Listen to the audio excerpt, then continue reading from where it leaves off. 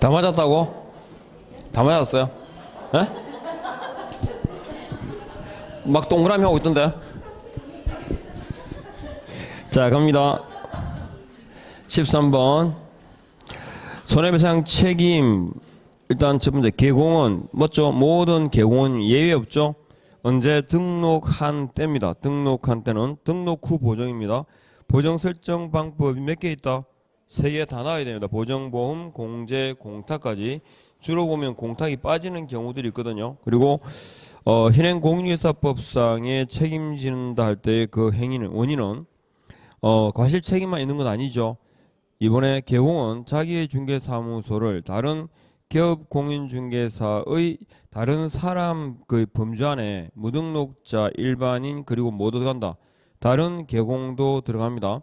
중개의 장소로 제공함으로써 거래 당사자에게 무슨 손해가 재산상 손해를 발생하게 한 때는 배상을 책임져야 되죠. 손해를 배상할 책임이 있다.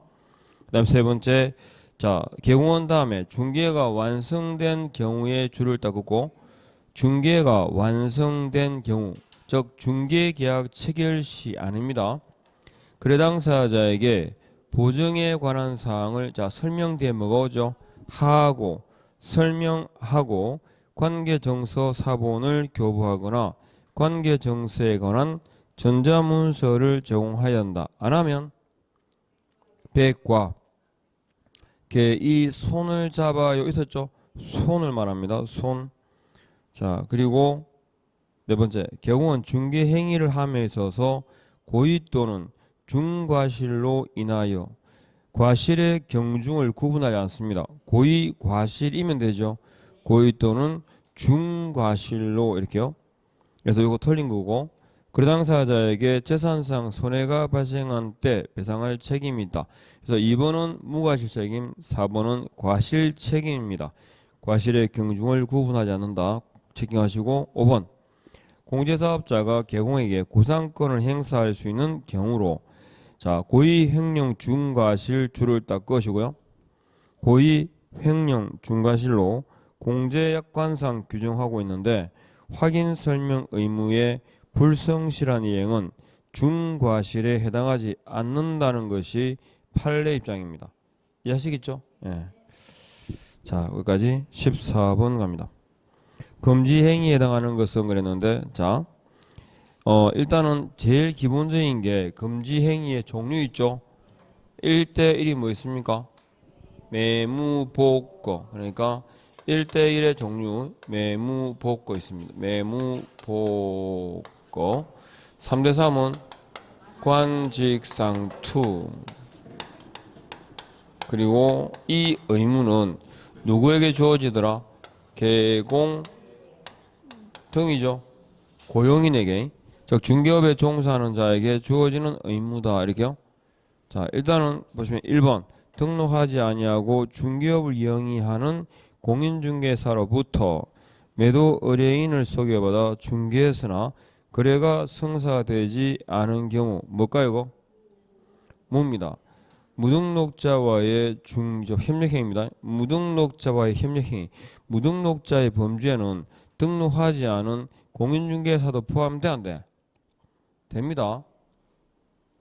공인중개사 등록하지 않고 중개업을 영위하는 공인중개사로부터 자르시고 이 사람은 뭐예요? 무등록자입니다. 무등록자. 공인중개사 자격이 있다고 오해하시면 안 됩니다. 그리고 매도 의뢰인, 우리는 중개를 의뢰받은 그 자체가 위반이고 거래계약의 체결과는 관계 있다 없다? 없다 그랬습니다. 그래서 금지 가운데 무입니다. 2번 생활정보지에 공개된 아파트가 마음에 들어 소유자에게 연락하여 매매 계약을 체결한 경우 이 뭘까요? 이건 그냥 산 겁니다. 내가 그죠? 아무 상관없어요. 예, 그래서 직접 거래하고는 관계 없습니다. 직접 거래는 누구랑? 자신의 의뢰인과에게요. 세 번째, 개공갑이 개공 의뢰 중개로 줄 거세요. 누구의 중개로? 의뢰 중개로, 즉 제3의 개공이 개입됐죠. 해서 이건 직접 거래다 아니다? 아닙니다. 네 번째, 개공이 법정 중개 대상물에 대한 매매를 한 경우, 매매는 할 수 있죠. 매매를 업으로 하는 경우를 금지합니다. 5번 개공이 주택의 매도를 의뢰받아 친구 명의로 취득한 경우 상관없죠. 배우자, 가족, 친지, 친구 등 관계없고 다만 고용인 명의는 금지입니다. 그래서 개공 등 해가지고 금지 해당하는 거 답은 몇 번? 1번이죠. 그 다음에 15번 계약금 등 반환채무 이행 보장 제도입니다. 일단은 이 당언어에 대한 뜻을 이해를 하시려는데 일단 첫 번째 볼까요? 이 예치 제도의 목적이 뭡니까? 현행 공인중개사법상 거래 안전을 보장하기 위한 그죠? 거래 안전 이퀄 뭡니까? 이중매매를 방지하기 위한 수단입니다. 예치 목적. 그 다음에 예치금이란 뭘 말할까요? 계약금, 중도금, 잔금을 말합니다. 그러면 이 돈을 누구에게 맡길까요? 예치기관입니다. 어디다가? 금융기관, 공제사업자, 신탁업자에게. 그러면 누구 이름으로 통장을 만들죠? 예치명의자 뭡니까? 개공이나 대통령령으로 정하는 자의 명의로 은공신체보전 있었죠? 은공신체보전 명의자. 그리고 언제까지 예치해 둘까요? 예치 기간은 계약 이행이 뭐 될 때? 완료될 때까지. 계약 이행 완료 시까지인데 미리 사전 수령할 수 있다 없다? 사전 수령도 가능합니다. 미리 수령할 수 있다. 사전 수령이 가능하다. 사전 수령하는 경우는 보증서 있죠? 보증서를 발행해서 그 보증서를 교부한다면이거든요. 그럼 보증서 발행은 누가 할까요? 금융기관, 보증보험회사. 그러면 보증서 교부는 누구한테 주고 돈을 받아간다? 예치명의자입니다. 예치명의자. 아셨죠? 기억해야 되고. 이거 예치명의자가 뭐 매수인으로 바뀐다든지 아니면 예치기관으로 바뀌어요. 예치명의자에게 교부하고 미리 수령할 수 있다. 그리고 여기 명의자가 개공이 있죠. 개공의 명의로 예치가 되면 네 가지 의무가 있었죠. 첫 번째, 보증을 설정해야 된다. 보증, 뭘 보장하기 위한? 예치금입니까? 거래 금액입니까? 예치금을 보장하기 위한. 그 다음에 보증, 그 다음에 약정해야 되고, 거래 당사자 동의 없이 인출해라 하지 마라. 무단 인출 금지. 그러니까 뒤집어서 거래 당사자의 동의가 있을 때 인출할 수 있다 없다? 있다. 자신의 예치금과 분리 관리해야 한다. 그래서 보약 무분이고 용어의 용어를 정확하게 알고 있냐 하는 것이고 이건 의무다 아니다. 아니죠. 권고해야 된다 할 수 있다. 권고할 수 있다. 다만 개공의 명의로라고 하면 네 가지 의무가 있죠. 의무가 주어진다라는 말은 뭐가 될까요? 의무가 있으니까 이제 제재가 따라옵니다. 업무 정지 대상이 된다 이렇게. 그래서 예치제도 일단은 첫 번째 매도인 등 계약금을 수령할 권리가 있는 자는 보증서를 어디에 교부하고 예치 명의자에게 교부하고 미리 수령할 수 있다. 아셨죠? 그 다음에 2번 개공은 거래 안전을 보장하기 위하여 필요하다고 인정하는 경우에는 그 거래 안전이 뭐였죠? 이중매매 방지입니다. 이중매매 방지를 위해서 그 다음에 언제까지? 거래계약 이행이 완료될 때까지죠. 예치기간입니다. 무엇을? 계약금, 중도금, 잔금까지를 말한다. 금고해야 한다. 할 수 있다.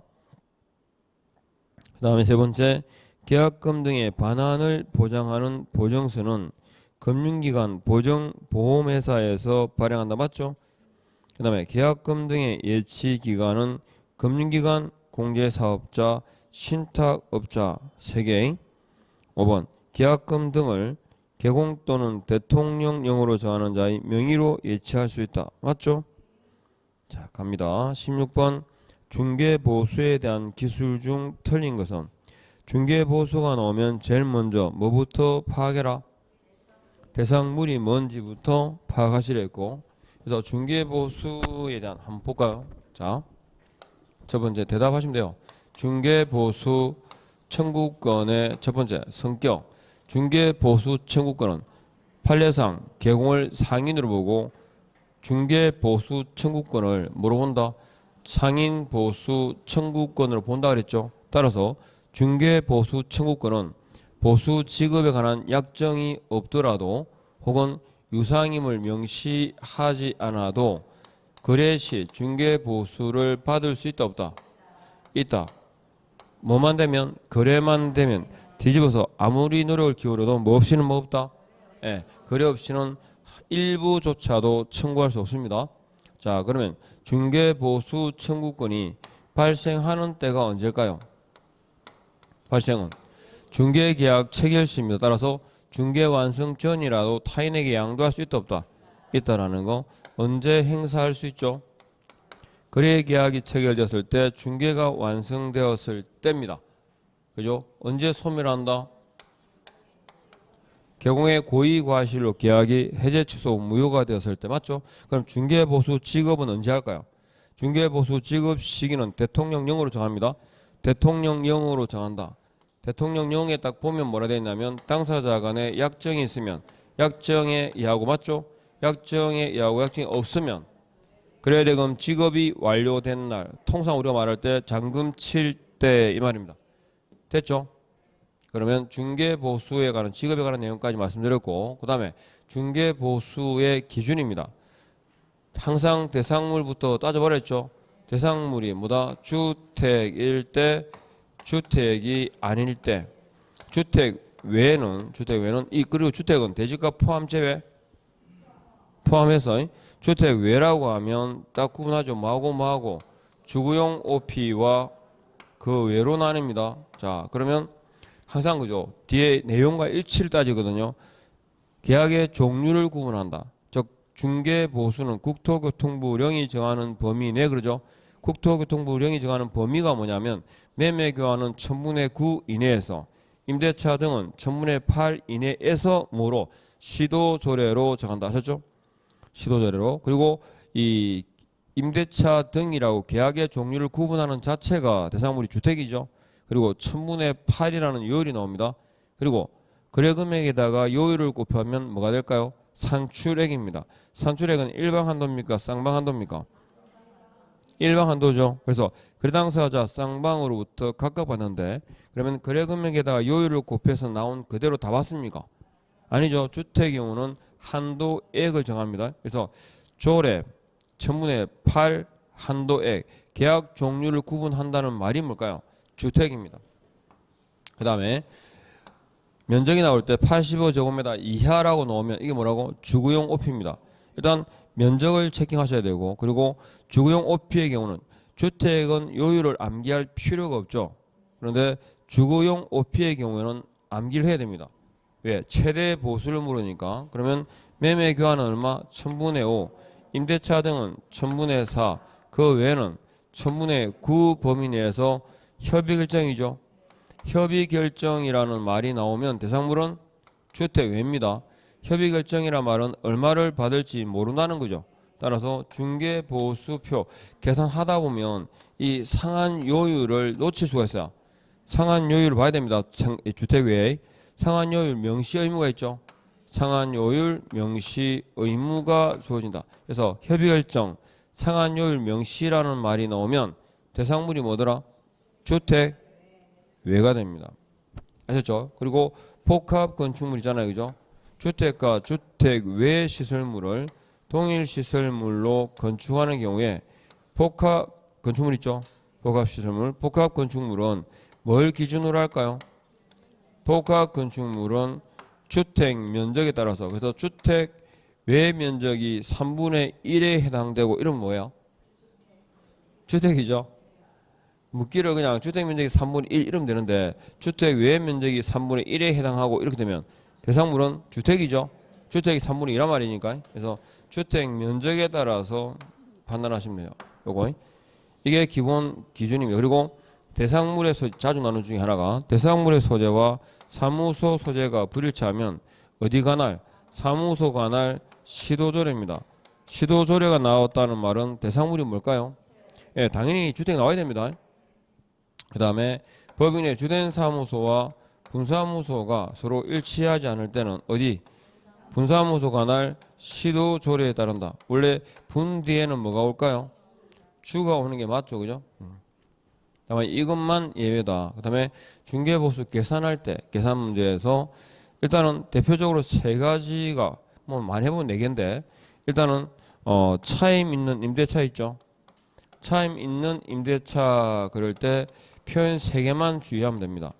합산 금액입니까? 보증금입니까? 합산 금액이 5천만 원 이하입니까? 미만입니까?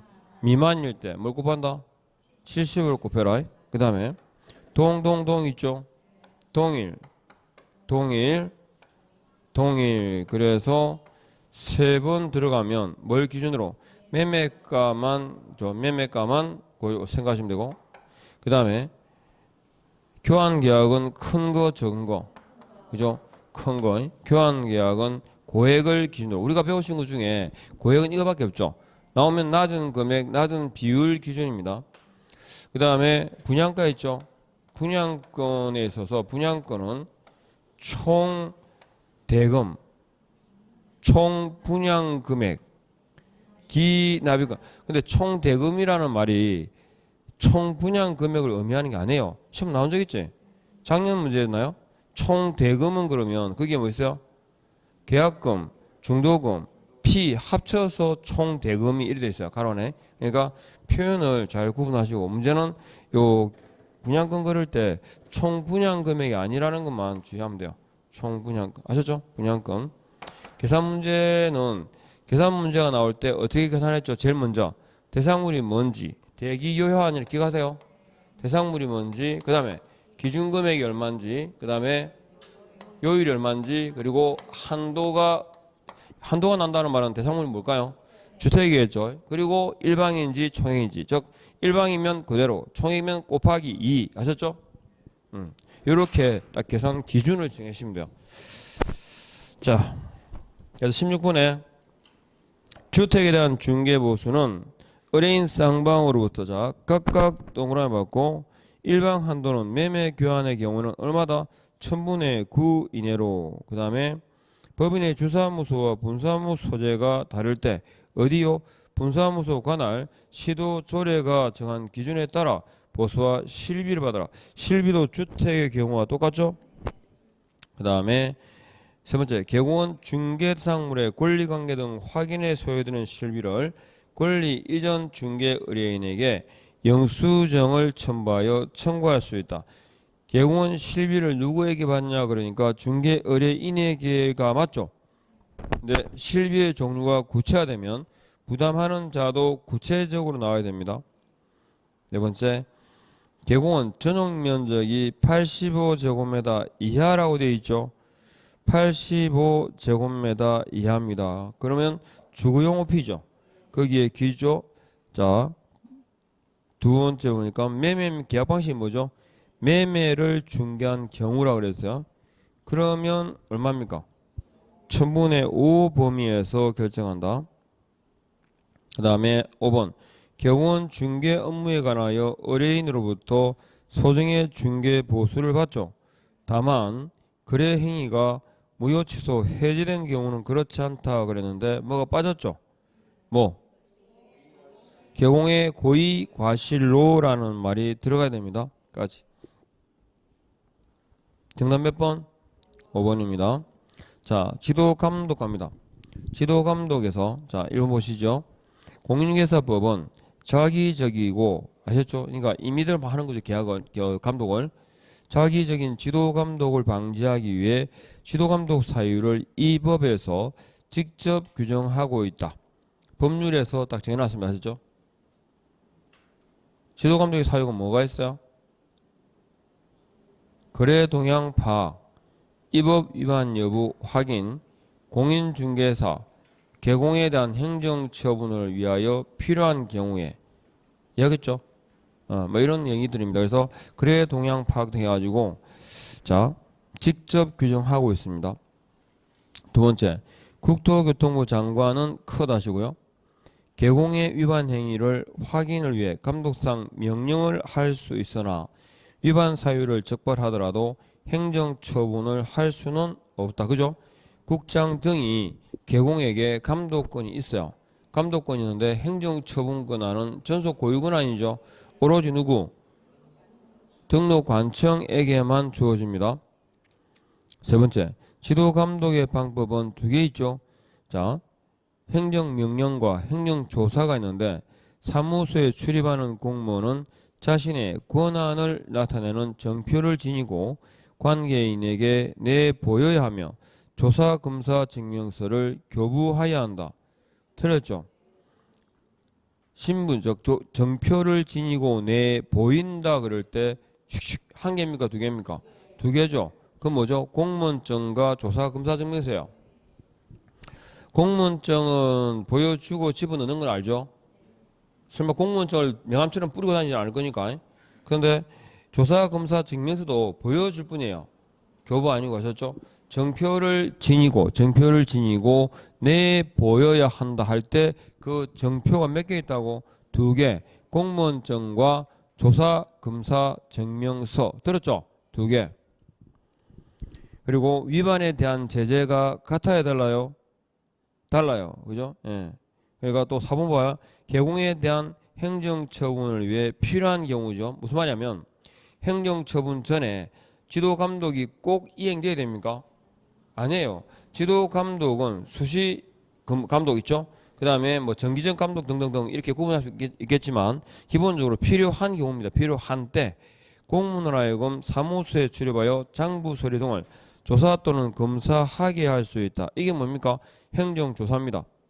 그러니까 지도감독의 방법은 행정명령, 행정조사 두 가지가 있기 때문에 꼭 공무원이 사무소에 가야 되는 건 아니죠. 그리고 행정조사의 대상이 뭘까요? 계공과 무등록자입니다. 계공과 무등록자하고 거래정보사업자는요 행정명령의 대상일 뿐입니다. 그 다음에 위반했을 때 제재가 같아야 달라요? 달라요. 자, 5번에 감독상 명령의 줄을 딱 긋고 명자에 동그라미 해보십시오. 거래정보사업자가 감독상 명령에 위반한 경우 기업 빼고 500만 원 이하 과태료에 처한다 하셨죠?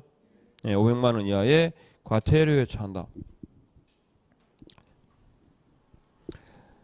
자, 그 다음에 그래 정답 몇 번이죠? 3번에 자 18번 행정제재 처분 효과의 승계입니다. 틀린 것은 계공은 폐업 신고 후 다시 등록한 때 폐업 신고 전 계공의 지위를 승계한다. 승계한다라는 의미가 뭐였죠? 폐업 전 위반에 대해서 재등록하는 시점에 행정처분할 수 있다라는 말이 승계 의미입니다. 근데 이러한 행정처분 등이 이루어지기 위해서는 폐업기간과 폐업 사유 등을 고려해야 되겠죠.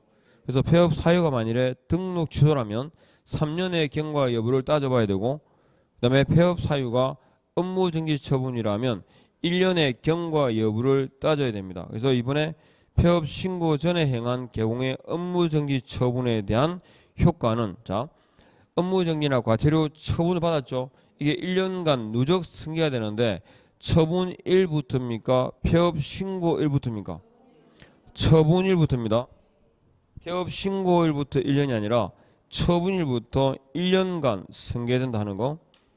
세 번째, 폐업 신고 전 위반 행위에 대한 행정처분이 업무정지에 해당하는 경우로서 폐업 기간이 1년을 초과한 경우 업무정지 처분할 수 있다 없다? 없다. 업무정지와 관련해서 기간이 두 개 나오죠. 업무정지 위반 사유가 발생한 날부터 이러면요 몇 년? 3년. 재등록 계공이 아니면 폐업 후 이러면요 1년. 아셨죠? 두 개 딱 구분하시고.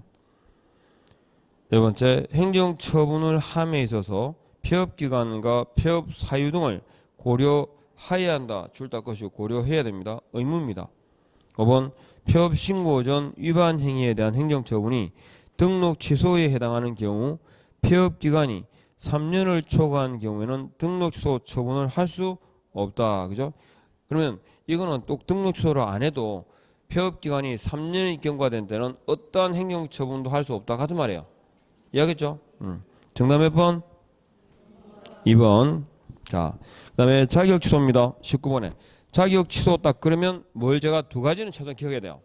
시도지사 해야 한다. 그렇죠? 딱 자격 취소가 나오면 시도지사 해야 한다. 그죠? 또 자격 취소와 이어질 때 나오는 단어 있죠. 보고 사유서라는 단어. 그죠? 보고 그러니까 며칠? 오보통. 반납한다 그럴 때 며칠? 7일 이내에 누구한테 반납하죠? 교반 시도지사에게. 그리고 자격 취소 처분을 한 때는 청문을 거쳐야 되죠. 자격 취소한 때는 청문을 실시해야 된다. OX. 자격 취소 처분에 대한 청문은 사전 절차입니까? 사후 절차입니까? 사전 절차죠. 취소한 때입니까? 하고자 하는 때입니까? 취소하고자 하는 경우에는 반드시 청문을 거쳐야 한다. X죠. 반드시는 아닙니다. 왜요? 자격 취소 사유 중에 자격 취소 사유 5개 봐요. 양대 부정이 그 중에 청문 없이 취소 처분할 수 있는 경우가 뭐 있어요?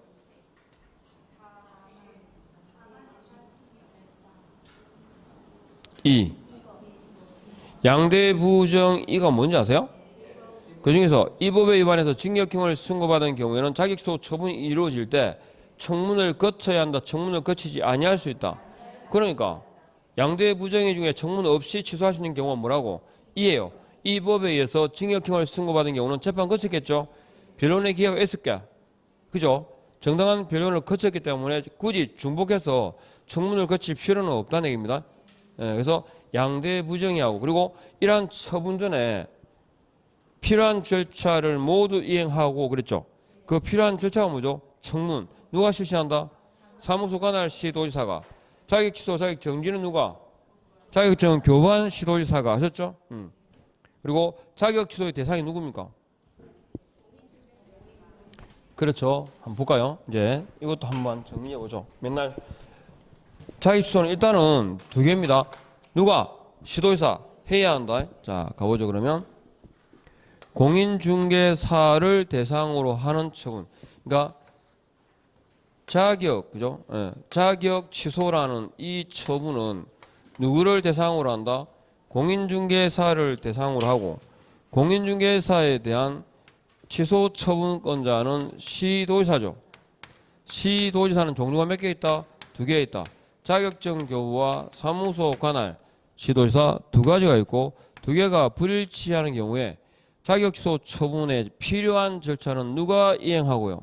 사무소 관할 시도지사가 그 필요한 절차를 이행하겠죠. 그게 뭡니까? 청문입니다. 청문에 의하지 않은 취소 처분은 뭐라고? 무효입니다. 다만 반드시는 아니라는 거예요. 취소 사유 중에 양대 부정의 중에서 뭐요? 이 법에 위반해서 징역형을 선고받은 경우에는 청문 없이 자격 취소 처분을 할 수 있다 없다? 있다 하셨죠? 그리고 사무소 관할 시도지사가 자격증 교부 시도지사에게 뭐하면 필요한 청문 결과를 통보해 주면 자격증 교부 시도지사는 누구한테? 해당 공인중개사에 대해서 세 번째 취소 처분합니다. 취소 처분 받은 날부터 며칠? 7일 이내에 네 번째 반납하죠. 분실 등으로 반납할 수 없을 때는 사유서를 제출해야 한다. 반납과 사유서가 같이 나오는 건 자격 취소뿐입니다. 등록 취소는요? 없죠.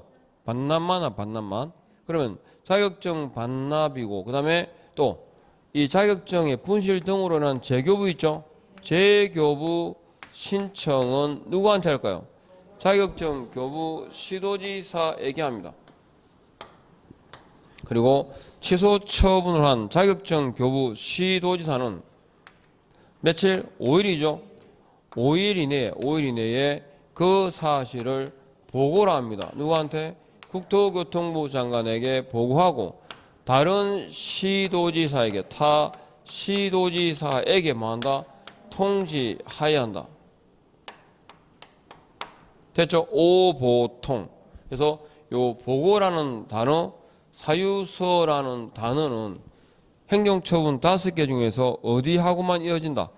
자격 취소 처분하고만 이어지는 내용들입니다. 그래서 사유도 이왕 나온 김에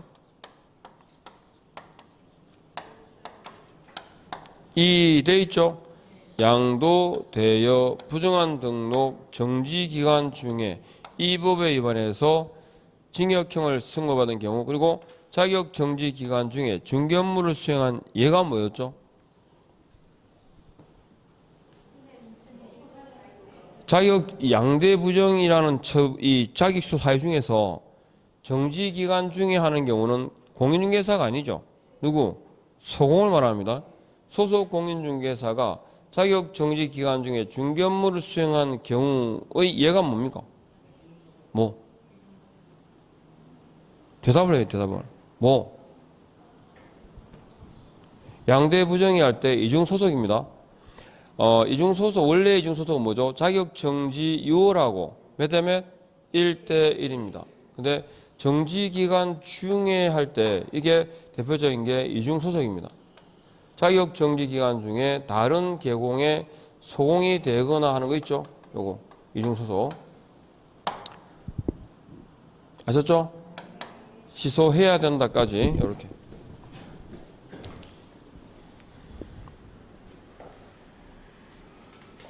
그 다음에 1번에 보니 그러니까 시도지사는 공인중개사 자격을 취소하고자 하는 경우에 반드시 청문을 실시한다. 반드시에다가 줄 딱 긋고 양대 부정이 있죠.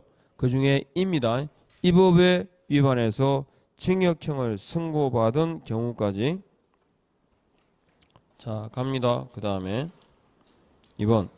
자격 취소는 누가 한다? 사무소 관할 시도지사가 아니고 누구? 자격증 교부 시도지사가 행한다. 맞아요. 그 다음에 공인중개사 자격이 취소된 자는 국토부령이 정하는 바에 따라 자격증을 시도지사에게 반납하여야 한다. 맞죠? 이게 옳은 질문입니다. 국토교통부령에다가 줄을 딱 긋고, 그럼 여기 7일도 없고 교부한 시도지사란 말이 없죠?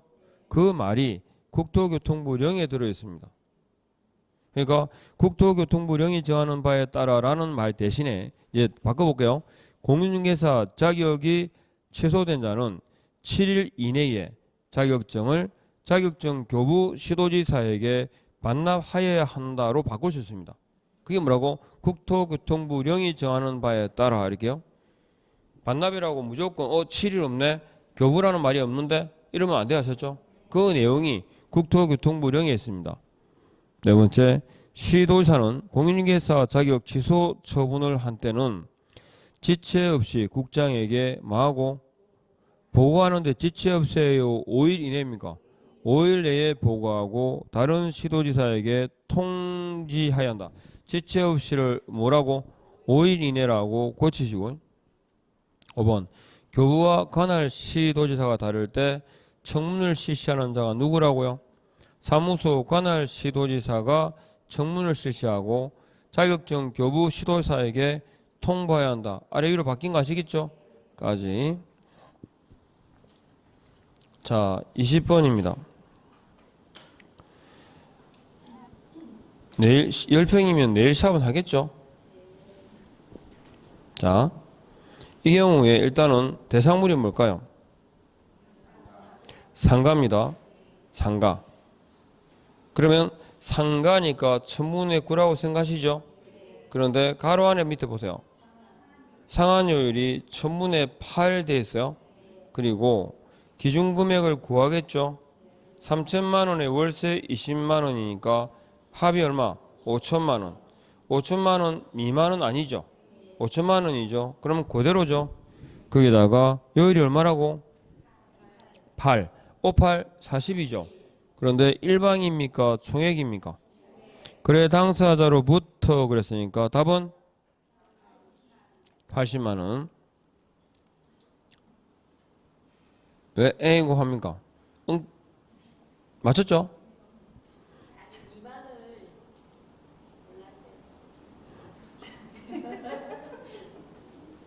자 어쨌든 뭐 답만 맞으면 되지 뭐. 자 80만 원입니다. 자, 21번 가겠습니다. 과태료에 관한 설명으로 틀린 것은 일단 과태료 처분할 때 제가 51조 그랬죠. 그리고 과태료는 그 종류와 사유는 법률에 있습니다. 과태료 부과 기준은요. 대통령령에 있고 징수 절차는 질서 위반 행위 규제법에 따라 그랬죠. 500만 원, 100만 원이라는 그 금액에서 2분의 1 범위 안에서 가중 감경할 수 있죠. 가중하더라도 그 금액을 초과할 수는 없어요. 자, 과태료에 관한 설명으로 틀린 것은 그랬는데 1번 등록관청은 개공이 휴업 신고를 하지 않았으나 위반 행위 동기 결과를 참작하여 20만 원의 과태료 처분을 하였다. 맞죠? 100만 원이야 과태료 처분. 첫 번째 표문산에 등반할 때 개 이 손을 잡아요. 그리고 휴 그랬죠. 50, 30, 20 그랬습니다. 그 다음에 국토교통부 장관이 국토교통부 장관 시도사 등록관청이 대통령령이 정하는 바에 따라 각각 부가 징수한다. 맞죠? 각각에다가 체크하시고. 그러니까 뭐 협회나 거래정보 사업자에 대해서는 누가? 국장이, 공인중개사는 시도사가, 개공에 대해서는 등록관청이 각각 이 말입니다. 세 번째, 과태료 부과 기준은 대통령령으로 정하고 징수 절차는 질서 위반 행위 규제법에 따른다. 그죠? 2분의 1 범위 안에서 가중 또는 감경할 수 있고 5번 자 부칙 6조 2항에서 등록한 것으로 보는 자가 컷 부칙상 개공이죠. 공인중개사 사무소라는 명칭을 사용하게 된다. 이 제재는 문자 위반이에요. 문자. 그죠? 문자 위반이니까 백과죠. 개공 아닌 자가 사용했으면 1대1 유사 명칭이죠. 부칙상 개공도 개공은 개공입니다. 개공의 넓은 범위 안에. 자, 그 다음에 22번 갑니다. 협회에 대한 설명으로 틀린 것은 협회 설립 절차. 자, 보세요. 협회 창립총회에는 600인 이상의 회원이 출석해야 되고 지역 대표성을 확보하기 위해서 서울특별시에서 얼마 100인 이상, 광역시 도에서 각 20인 이상의 회원이 참여해야 한다. 됐죠? 그래서 일단 600명 이 중에서 뭐다? 과반 찬성으로 의결하게 됩니다. 두 번째, 협회는 공제사업에 관한 자 심의감독 맞죠? 심의하고 감독을 하기 위하여 운영위원회를 둘 수 있다. 둔다. 성별을 고려하여 19명 이내로 한다. 맞죠? 세 번째, 협회는 회원 300인 이상이 발기인이 되어 정관을 작성하여 하고 창립총회 의결을 거친 후 국토교통부 장관의 허가를 받고 주된 사무소 소재지에 설립 등기함으로써 성립한다. 틀렸죠? 첫 번째 정관 작성, 두 번째 창립총회, 세 번째 설립인가, 네 번째 설립 등기. 협회가 성립하는 때가 언제입니까? 설립 등기 한 때입니다. 하시겠죠? 우리 인가주의입니까? 허가주의입니까? 인가주의입니다. 허가받지 않았을 때 행위는 제재를 받지만 효력은 인정되고요. 인가는 제재는 없지만 효력 자체가 발생하지 않습니다. 자, 그 다음에 네 번째, 협회는 정관 규정에 의한 맞죠? 지부지회를 둘 수 있다. 둘 수 있다. 시도에 두는 건 지부, 시군구에 두는 건 지회, 사전신고, 사후신고. 지부는 누구한테? 시도지사에게, 지회는 등록관청에게 신고합니다. 그러면 지부, 지회에 대한 감독권은 누구한테 있죠? 국장에게 있습니다. 그 다음에 5번 위원 중 협회장 및 이사의 선임자에 대해 해당하는 위원의 수는 전체 위원 수의 3분의 1 미만으로 하며 그죠? 최대 인원수 몇 명? 6인으로 하고 이사의 선임자 및 협회장 추천자인 위원의 임기는 2년으로 한다. 맞나요? 그래서 답이 몇 번이라고요? 3번. 23번 갑니다. 업무 정지할 수 있는 경우가 아닌 것은 즉 절치 빼고 백과 빼면 그러니까 이래요. 기업공인중개사에게 주어지는 행정처분 즉 병과 등이 이루어지는 경우를 쭉 보면요. 자, 일단은 행정처분 있잖아요. 그죠? 행정처분이라 할 때 처분하고 형벌은 병과할 수 있어 없어요? 있어요. 그죠? 그러니까 행정처분이라 할 때 절치와 그죠? 절치와 3대 3도 있고 1대 1도 있죠. 뭐가 있었어요? 절치와 3대 3. 부정한 등록 2항이는 아니고 부정한 등록이고 절치와 1대 1은 2항이죠. 네, 2항이 하는 건 이중 등록, 이중 소속, 양도 대여입니다. 자, 그러면 상치 있죠? 상치와 3대 3이 뭐가 있을까요? 금지밖에 없어요. 금지. 금지 가운데 뭐 있죠? 관직상투 하는 거. 관직상투. 그죠? 그 다음에 상치와 1대 1이 뭐가 있을까? 임금이. 그러니까 정은 지정 취소잖아요. 지금 등록 취소할 수 있는 경우와 1대 1을 묻는 거예요. 그래서 정 빼고 임금이죠. 임금이 이로 돼요. 임이 뭐죠? 임시중개시설물. 이는 이중사무소 금지행위 중에 뭐다? 매무복구하는 거. 그죠? 그래서 행정처분과 형벌을 병과할 수 있는 사유입니다. 업무정지 처분하고 형벌 있어요? 없죠, 그죠? 예, 위반이. 자, 그러면 이게 행정처분과 형벌이고, 그러면 이제 우리가 찾고 있는 거는 업무정지죠. 그리고 우리 개공에 대해서는 행정처분, 형벌은 병과되는데 행정처분하고 과태료 처분 있잖아요. 과태료 처분이 병과되는 경우 있어 없어? 없어요. 그러니까 별개란 얘기죠. 그러니까 지금 보면 행정처분과 업무정지 처분이잖아요. 업무정지 사유가 아닌 걸 찾아라 그러면 상치는 1회 얼마죠? 1회가 업무정지 6월입니다. 그러면 행정처분 즉 등록취소 사유 중에서는 절치에 해당되죠. 그리고 과태료 처분은 행정처분과 병과가 안 되니까 업무정지 사유가 아닌 걸 묻게 되잖아요. 그죠? 그러면 과태료 처분은 업무정지 사유 아닌 거죠. 500가가 뭐가 있어요? 연수 확인이죠. 연수 교육을 받지 않았다 할 때 500가죠. 확인 설명하지 않았다. 이것도 500가입니다. 고아. 그리고 100만 원 이하의 과태료가 대표적이죠. 뭐 표문산에 등반할 때 걔 이 손을 잡아요 하는 거. 표문산에 등반할 때 걔 이 손을 잡아요. 그리고 휴까지. 이 경우 그러니까 100가하고 500가 중에 두 개 있죠. 요거 빼내고 절치죠. 빼내면 나머지는 뭐가 돼? 상치도 업무정지고 다 몽창 업무정지가 됩니다. 구분하자면.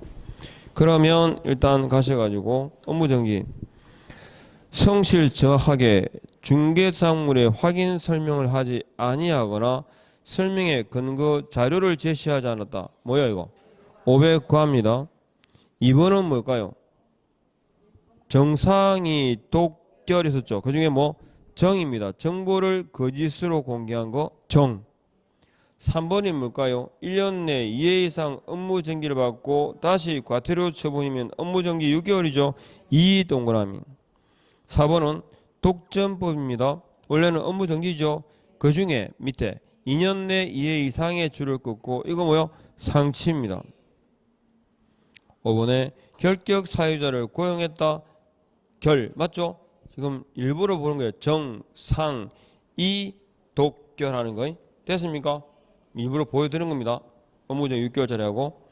자 24번 갑니다. 부동산 면적. 토지 면적은 대장에 의해서 자 죽었죠. 대장 그리고 필지별 체크하시고 건물은 건축물 대장에 의해서 뭐다 층별 바닥 면적을 말합니다. 바닥 면적 층별로. 이번 도시개발사업 등에 의한 환지 예정지가 지정된 경우에는 환지 예정지 지정증명원이 있습니다. 환지 예정지 지정증명원에 의해서 그 면적을 확인하고 맞죠? 기준 면적은 환지 면적입니다. 거래 목적물과 거래 기준 면적은 환지와 그 면적으로 한다. 거래 기준 면적은 환지 면적 맞죠?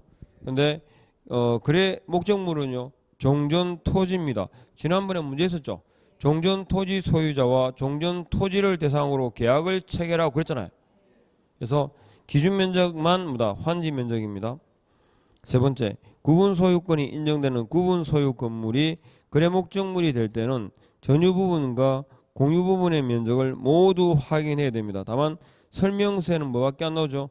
전용 면적만 나옵니다. 네 번째, 등기부 표시에 따라 지번과 지적을 표시하고 양도된 토지의 실측상 지적이 등기부에 표시된 것보다 넓은 경우에 등기부상 지적을 넘는 토지 부분은 양도된 지번과 일체를 이루는 것으로서 누구 소유라고?